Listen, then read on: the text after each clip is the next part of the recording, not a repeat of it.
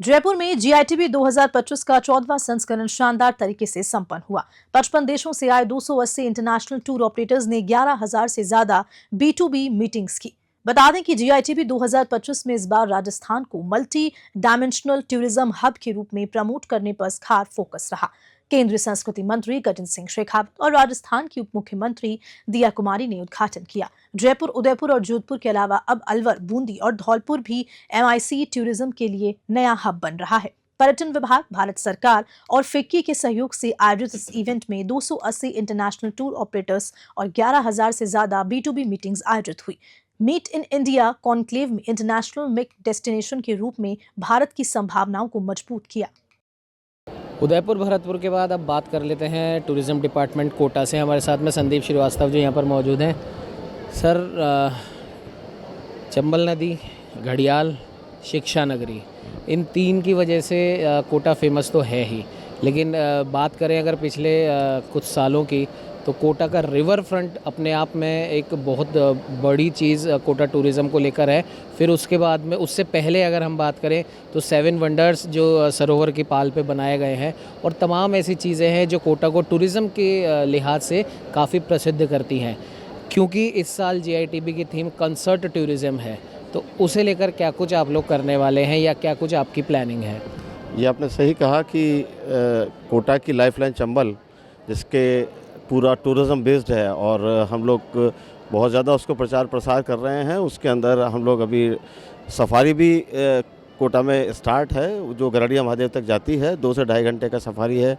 इसके साथ ही हमारे जो कोटा शहर के अंदर रिवर फ्रंट ईस्ट और वेस्ट घाट बना है, वो बहुत ही सुंदर है। 3-3 किलोमीटर के दोनों तरफ का एरिया है, जो देखने के हिसाब से बहुत ही सुंदर है। हज़ारों की संख्या में पर्यटक वहाँ आ रहे हैं उसको देखने के लिए। इसी के साथ सिटी पार्क एक और डेवलप हुआ है टूरिज़्म के लिहाज से, जो देश के बेहतरीन सुंदर पार्कों में से एक है। उसको भी आप देख सकते हैं। साथ में जो 7 वंडर पार्क्स है, किशोर सागर जग मंदिर है। पूरा अगर आप कोटा देखा जाए तो एजुकेशन के साथ साथ टूरिज़्म हब है, जहाँ पे आदमी आके बहुत सारी चीज़ वाइल्ड लाइफ कर सकता है, एडवेंचर कर सकता है, फ्लोरा एंड फौना विजिटिंग कर सकता है, पैंथर देख सकता है, लेपर्ड्स देख सकता है। इसके साथ गेवियल सेंचुरी है, उसको देख सकता है, क्रोकोडाइल्स को देख सकता है। और बहुत कुछ देखने के साथ साथ आप बूंदी 5 किलोमीटर पे है, उसको एक्सप्लोर कर सकते हैं। 80 किलोमीटर्स पे आप झालावाड़ एक्सप्लोर कर सकते हैं। 80 किलोमीटर से आप 12 एक्सप्लोर कर सकते हैं। तो कहने का तात्पर्य ये है कि पर्यटक के लिए सब कुछ चीज़ें यहाँ मौजूद हैं और आसानी से आप कोटा पहुँच सकते हैं। दिल्ली मुंबई रेलवे लाइन के मेन ट्रैक पे है, जिसमें से आप 4 से 4.5 घंटे में दिल्ली से आ सकते हैं, 7 से 8 घंटे में आप बॉम्बे से आ सकते हैं, और सारी सुविधाएँ यहाँ पर्यटकों के लिए मौजूद हैं। सर, बात करें पूरे अगर 12 महीनों की बात करें, और विशेष तौर पे अगर मैं बात करूं सिर्फ बारिशों के मौसम की, तो बारिश के मॉनसून वाले इस सीज़न के अंदर कोटा की खूबसूरती में चार चांद लगते हैं। कोटा के आसपास कर्णेश्वर महादेव है, भीमलत है, और इस प्रकार के कई ऐसे डेस्टिनेशन हैं जिन्हें अगर प्रमोट किया जाए टूरिज़्म के हिसाब से, क्योंकि अभी तक वो लोकल्स में ही फेमस है, लोग बाग वहाँ जाते हैं, अपना गोठ करके आ जाते हैं, लेकिन अगर उसे टूरिज़्म के हिसाब से प्रमोट किया जाए तो इस बारे में क्या कुछ आपका? आपने सही कहा कि कोटा के आसपास इतनी वाटर बॉडीज़ हैं और इतने फॉल्स हैं। उसके अंदर प्रमुख वाटरफॉल तो मैनाल वाटरफॉल है, भीमलत वाटरफॉल है। इसके साथ साथ चंबल की जो कराइयाँ हैं, उनमें इतने वाटरफॉल्स हैं, इनको हम लोग प्रमोट कर रहे हैं, हमारी सोशल मीडिया के माध्यम से प्रमोट कर रहे हैं।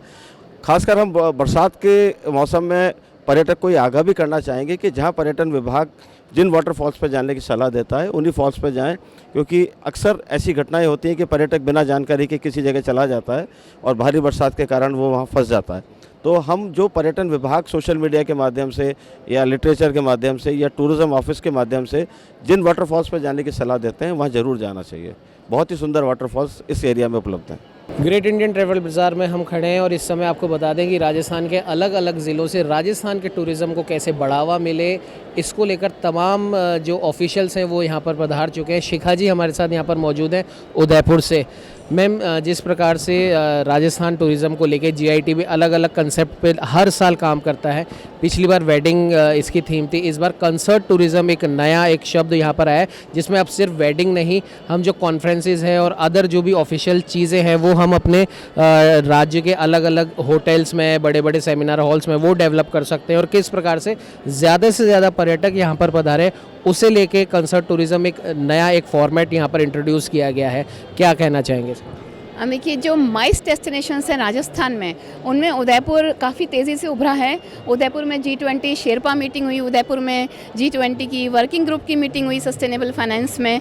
उसके बाद इस साल 2 नेशनल कॉन्फ्रेंस हुई हैं। विमेन एंड चाइल्ड वेलफेयर की नेशनल कॉन्फ्रेंस जनवरी में, फरवरी में जल शक्ति मंत्रालय की हुई है। तो Udaipur has already established a reputation for itself, but yes, we have to work on the infrastructure. हम ऐसा इंफ्रास्ट्रक्चर बनाएं, गवर्नमेंट की तरफ से भी कुछ ऐसे कन्वेंशन सेंटर्स बने, जैसे यहाँ उदयपुर में, जयपुर में JECC, वैसे उदयपुर में भी एक डिमांड है इसकी। और वेडिंग के हिसाब से भी उदयपुर काफ़ी ऑलरेडी स्टैब्लिश्ड डेस्टिनेशन है। इनफैक्ट उदयपुर अभी ट्रैवल एंड लेजर ने उदयपुर को second best beautiful and favourite city of the world बताया था। तो इस तरह के प्लेटफॉर्म्स पे उदयपुर का तो काफ़ी परचम लहरा रहा है। मैं अभी ये भी बताना चाहूँगी, इस ग्रेट इंडियन ट्रैवल बाज़ार में जो भी ट्रैवल एजेंट्स आए हैं, टूर ऑपरेटर्स आए हैं, उनको काफ़ी सारी प्लेसेस के बारे में जानकारी ऑलरेडी है राजस्थान की, but now after covid they are wishing to take the clients to eco tourist destinations. तो इस बात से उदयपुर और उदयपुर के आसपास जो एरिया है वो ऑलरेडी इको टूरिस्ट डेस्टिनेशंस का बहुत ज़बरदस्त पोटेंशियल लिए हुए हैं। वहाँ पे इको ट्रेल्स हैं, फॉरेस्ट डिपार्टमेंट ने भी कई सेंचुरीज़ बनाई हैं, 7 sanctuaries are already in the southern region. तो एक बहुत रिच प्लेस है, और यहाँ पर हमें अगर कुछ थोड़ी सी भी ज़रूरत है तो कनेक्टिविटी बढ़ाने की है। बाकी यहाँ प्लेसेस बहुत एक्सप्लोर की जा सकती हैं। और रूरल टूरिज़्म भी एक ऐसा कॉन्सेप्ट है जो बहुत तेज़ी से डिमांड में आया है। इनफैक्ट जो फॉरेन टूरिस्ट आए हैं यहाँ पर भी उन्होंने ऐसी प्लेसेस के बारे में जानकारी ली। उन्होंने ये भी कहा कि ऐसी सेफ़ प्लेसेस भी हैं क्या जहाँ पर कि टूरिस्ट जाए, वहाँ रुक भी सके, उस फैमिली के साथ इंटरमिंगल कर सके, उनकी एक्चुअली उनकी लाइफ पे सीख सके, इनफैक्ट पार्टिसिपेट करे उनके साथ। और ऐसी एक्टिविटीज़ के बारे में हमने उनको काफ़ी जानकारी दी है। और स्लोवेनिया से, थाईलैंड से ऐसे मेरे पास अभी टूर ऑपरेटर्स बैठे थे जिन्होंने अभी नेक्स्ट वीक ही अपना खुद का प्रोग्राम उदयपुर का बना लिया है, रणकपुर का बना लिया है। तो they are first exploring those places and then they will take the clients also. So we have got a very good response, और यहाँ की एनर्जी लेवल बहुत हाई है। I think we will definitely get positive results. Ma'am, पूरे world में अगर हम बात करें तो झीलों की नगरी के नाम से 2 ही सिटी फेमस है, एक तो वेनिस और दूसरा हमारे भारत का उदयपुर। तो झीलों की नगरी उदयपुर को झीलों के हिसाब से और ज़्यादा डेवलप करने के लिए राजस्थान टूरिज़्म या राजस्थान गवर्नमेंट क्या कुछ प्रयास कर रही है? We are very aggressively marketing are all the lakes and the places around the lakes. जैसा मैं अभी आपको बता रही थी कि उदयपुर में पिछोला है, फतेह सागर है, उदय सागर है, और इन एंड अराउंड बहुत लेक्स हैं। बस हमें उनका क्या करना है, हमें वहाँ पर कुछ ऐसी फैसिलिटीज़ डेवलप करनी है जिससे टूरिस्ट अट्रैक्ट हो सके। अभी आपको भी पता होगा, एक पंचगौरव स्कीम आई है, उसमें हमने लेक पिछोला, लेक फतेह सागर को लिया है, लेकिन उसमें हमने कुछ यूनिक फीचर्स जैसे डांसिंग म्यूज़िकल फाउंटेन्स हैं, या कोई ऐसे interpretation centres in and around the lakes जो उनकी जो वैल्यू ऐड कर सकें। ऑलरेडी वैल्यू है, बट वैल्यू ऐड करने वाले कॉन्सेप्ट्स को हमें लाना होगा। कुछ डिजिटल प्लेटफॉर्म्स पर भी हमें इस तरह की मार्केटिंग करनी होगी कि वो जो उनका पोटेंशियल है वो रियली में एक्सप्लोर हो सके। कुछ आजकल टेक्नोलॉजीज़ भी इतनी अच्छी आ गई कि जैसे वाटर पर भी अगर कुछ पॉसिबिलिटी कहीं हो तो हम थिएटर भी बना सकते हैं, फ्लोटिंग थिएटर्स लाइक कॉन्सेप्ट्स।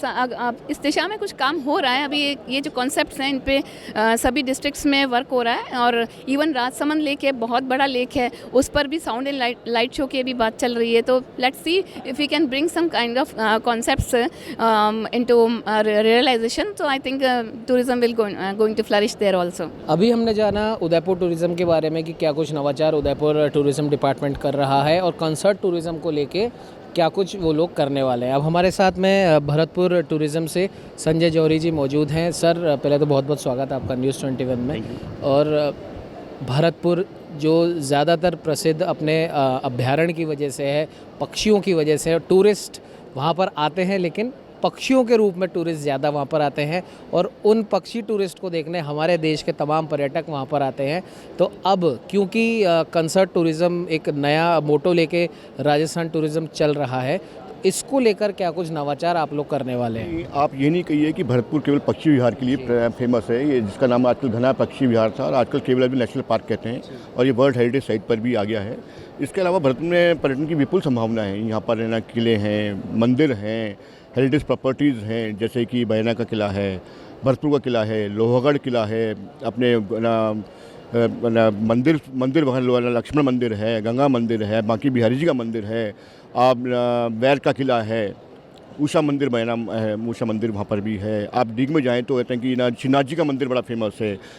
आप केला देवी जाएँ तो झील का बाड़ा वाला मंदिर बहुत फेमस है। तो भरतपुर में पर्यटन केवल नेशनल पार्क तो है और हेरिटेज साइट पे, इसके अलावा गवर्नमेंट म्यूजियम वहाँ पर है। आप डीग में जाएँ, डीग के जो महल हैं वो बड़े वर्ल्ड फेमस डीग के महल हैं, जो कि आजकल ASI archaeological survey of India द्वारा प्रोटेक्टेड मॉन्यूमेंट है। इसके अलावा स्टेट गवर्नमेंट का म्यूजियम भी वहाँ पर एक डेवलप हो रहा है। ये गवर्नमेंट का, स्टेट गवर्नमेंट का डीग म्यूजियम है। तो और गवर्नमेंट इस समय भरतपुर में बहुत डेवलपमेंट कर रही है, जो भरतपुर के अंदर और सराउंडिंग्स में।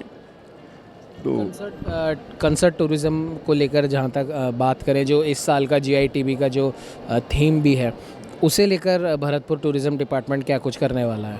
अब भरतपुर में एक्चुअली क्या है कि ये सब निर्णय गवर्नमेंट स्टेट लेवल गवर्नमेंट के लेवल पे होते हैं और भरतपुर में भी आने वाले टाइम में ये इवेंट्स वगैरह होंगे और ऐसे कि हम सब लोग पार्टिसिपेट करेंगे। भरतपुर में जो टूरिज्म की संभावनाएं हैं वो और बढ़ेंगी। जिस वहाँ पर ऐसे कि ऐसे हेरिटेज होटल्स भी वगैरह भी वहाँ पर हैं, जिसमें कि ना वेडिंग टूरिज्म वगैरह के लिए भी मौके आ रहे हैं। भरतपुर की ओर थोड़ा ध्यान इसलिए भी जाता है क्योंकि हमारे मुख्यमंत्री साहब भरतपुर से आते हैं। हाँ, ये भी है और भरतपुर में गवर्नमेंट ने बड़े इसमें सभी क्षेत्रों में भरतपुर में इसमें चहुमुखी विकास हो रहा है इस समय। ग्रेट इंडियन ट्रैवल बाज़ार में हम इस समय यहाँ पर मौजूद हैं। आपको बता दें कि राजस्थान टूरिज़्म से जुड़े हुए कई डिपार्टमेंट के लोग यहाँ पर मौजूद हैं और किस प्रकार से राजस्थान टूरिज़्म को बढ़ावा मिले और ज़्यादा से ज़्यादा पर्यटक यहाँ पर पधारें और राजस्थान की कला, संस्कृति और यहाँ की जो सांस्कृतिक विविधता है उसको बढ़ावा दिया जाए, उसके लिए यहाँ पर प्रयास किए जा रहे हैं। हमारे साथ जैसलमेर से असिस्टेंट डायरेक्टर कमलेश्वर जी मौजूद हैं। सर, बहुत बहुत स्वागत है आपका न्यूज़ 21 में। और जैसलमेर में बहुत सारी ऐसी चीज़ें हैं जिसको लोग बाग आके देखना चाहते हैं और क्योंकि इस समय जो माहौल चल रहा है उस माहौल से कनेक्ट करके मैं इसलिए ज़्यादा बोल रहा हूँ क्योंकि एक बार फिर से बॉर्डर पर तनाव है और जैसलमेर में ही तनोट माता हैं जिनके बारे में कई प्रकार की कथाएं प्रचलित हैं। तो उसके अलावा लोग जैसलमेर में क्यों आए और क्या वो ऐसी चीज़ें हैं जो देसी विदेशी पर्यटकों को आकर्षित करेंगे? सबसे पहले तो थैंक यू इतना वार्म वेलकम करने के लिए। अब मैं जैसलमेर के बारे में बताना चाहूँगा, क्योंकि मैं जैसलमेर में ही पोस्टेड हूँ और वहाँ पे मुझे काम करने का अवसर मिल रहा है। तो यह जैसलमेर का सौभाग्य है कि वो इतने सारे टूरिस्ट को साल दर साल होस्ट कर पा रहा है। तो जैसलमेर के अंदर बहुत सारी चीज़ें हैं जिनको एक बहुत ही अच्छा एक्सपीरियंस है जो पर्यटकों के लिए। अब पिछले कुछ वर्षों में एक्सपीरियंशियल टूरिज़्म जैसलमेर में बहुत अच्छा हुआ है, जिसकी वजह से विदेशी के साथ साथ देसी पर्यटक जो हैं वो भी बहुत बड़ी संख्या में जैसलमेर में आ रहे हैं। अब 80 to 90 लाख जो टूरिस्ट विजिट्स पूरे साल के अंदर लगभग होने लग गए हैं जैसलमेर में, जो हम जल्दी 1-2 साल के अंदर ही 1 करोड़ से ऊपर क्रॉस कर लेंगे। तो जैसलमेर के अंदर अभी जो सम सैंड ड्यून्स है वो तो एक पूरे विश्व में विख्यात हैं ही, जहाँ पर अभी होने वाली कैंपिंग हो, चाहे वहाँ की सफारी हो, जीप सफारी हो, कैमल सफारीज़ हो, अब वहाँ पे एडवेंचर डेजर्ट एडवेंचर स्पोर्ट्स भी चालू हो गए हैं। और इस बजट में भी राजस्थान गवर्नमेंट ने PPP मोड पर डेजर्ट एडवेंचर पार्क की स्थापना के लिए भी जैसलमेर को चुना है। तो ये अपने आप में जैसलमेर का सौभाग्य है कि वो इतना अच्छा टूरिज़्म के फील्ड में काम कर पा रहा है। इसके अपार्ट जैसलमेर फोर्ट 1100 साल से भी ज़्यादा पुराना है, जो अपने आप में ही एक बहुत ही अनूठी विरासत है। साथ में जैसलमेर की जो हवेलियाँ हो, चाहे पटवा हवेली हो, चाहे नथमल की हवेली हो, चाहे सालिम सिंह की हवेली हो, वो अपने आप में एक विशिष्टता की है। साथ ही जो कुलधरा विलेज है वो अपने आप में अपनी जो भूतिया कहानियाँ हैं और जो पुरानी पालीवाल का गांव वगैरह बसा हुआ था उसके लिए अपने आप में प्रचलित है, जिसको देखने के लिए टूरिस्ट आते हैं। पिछले कुछ वर्षों में खाबा फोर्ट जो पहले एकदम रिमेंस हो गया था उसको हमने वापस से रीबिल्ड किया है और आने वाले टाइम में गवर्नमेंट ने भी उस पर ध्यान दिया है। बजट घोषणा के अंदर भी खाबा फोर्ट के अंदर फॉसिल पार्क और ओपन रॉक म्यूज़ियम बनाने का कार्य चल रहा है। तो आने वाले टाइम में ये भी एक बहुत बड़ी अच्छी डेस्टिनेशन बनकर उभरेगा। अभी हमारा ये फोकस है कि जैसलमेर चूँकि एक फ़िक्स सीज़न के अंदर 5-6 महीनों के अंदर वहाँ पे टूरिस्ट सीज़न रहता है। अब उसको एक्सपेंड करने का गवर्नमेंट का भी प्लान है और वहाँ के जो टूरिस्ट के स्टेक होल्डर्स हैं उनका प्लान है। तो हम समर टूरिज़्म की तरफ भी फोकस कर रहे हैं, जिसके ऊपर भी बहुत प्लान चल रहे हैं। चूँकि जैसलमेर में रेगिस्तान है तो वहाँ पे मिट्टी है जो जल्दी ही बहुत गर्म हो जाती है, वैसे उतनी जल्दी ही ठंडी हो जाती है। तो वहाँ की जो दिन है वो बहुत गर्म है पर रातें उतनी ही ठंडी है। तो मेरा यही आप सबसे निवेदन रहेगा और आपके माध्यम से जो टूरिस्ट देख रहे हैं, जैसलमेर रात के टाइम पे गर्मियों में भी बहुत सुंदर है, बहुत ठंडा है और वहाँ पे बहुत अच्छा एक्सपीरियंस लिया जा सकता है। तो आप बिल्कुल पधारिए, जैसलमेर में आपका वेलकम है। साथ ही जैसलमेर की जो ऐतिहासिक धरोहर है उसको आपको देखने का मौका मिलेगा, जिसको देखकर आप अवश्य ही अविश्वसनीय महसूस करेंगे। बिल्कुल कमलेश्वर जी, एक विशेष बात यहाँ पर यह है कि जब भी किसी भी शहर में, ज़िले में, राज्य में कोई भी इंडस्ट्री डेवलप होती है तो जाहिर सी बात है वहाँ के जो लोग हैं उनको भी एक रोज़गार भी उनको मिलता है, भले ही वो फिर आर्ट फील्ड से हो या किसी भी और फील्ड से हो। तो जैसलमेर राजस्थान का वो इलाका है जहाँ पर ठीक है टूरिज़्म एक अपना एक आकार ले रहा है, लेकिन वहाँ के जो लोकल जो आर्टिज़न है उनके लिए टूरिज़्म डिपार्टमेंट क्या कुछ कर रहा है? बिल्कुल, टूरिज़्म डिपार्टमेंट भी लोकल आर्टिजन्स के लिए बहुत कुछ कर रहा है। जैसे हम टूरिज़्म को प्रमोट करने की जो कोशिश करते हैं उसका इनडायरेक्ट इम्पैक्ट वहाँ के लोगों के ऊपर, वहाँ की इकोनॉमी पे भी पड़ रहा है।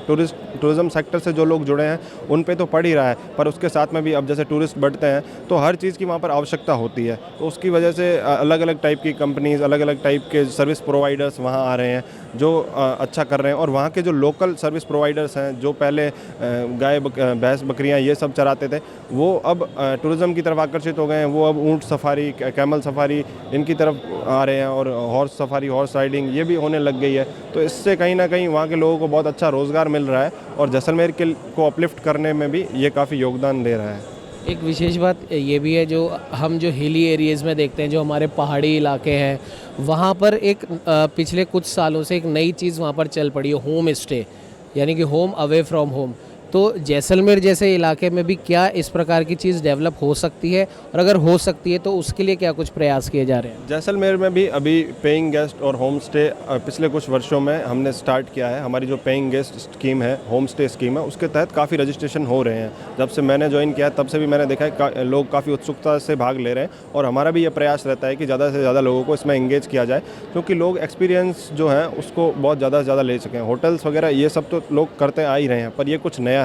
इसके साथ में भी अब हम विलेज टूरिज़्म, एग्रीकल्चर टूरिज़्म की तरफ भी बढ़ रहे हैं। जैसलमेर जहाँ पे आप थार लैंड सोचते हैं, पर वहाँ पे कुछ फसलें बहुतायत में होती है। वहाँ पे हमारे बाजरा भी हो रहा है, वहाँ पे हमारे जीरे की अच्छी फसल हो रही है जो गुजरात के अंदर बेचने जाते हैं। तो ये चीज़ें वहाँ पर अच्छा एक्सपीरियंस दे सकते हैं हम टूरिज़्म को। तो अब आने वाले टाइम में आपको फार्म्स के अंदर भी कैंप्स देखने को मिलेंगे जहाँ पर वो agriculture tourism, agro based tourism को प्रमोट करते हुए दिखाई देंगे हम।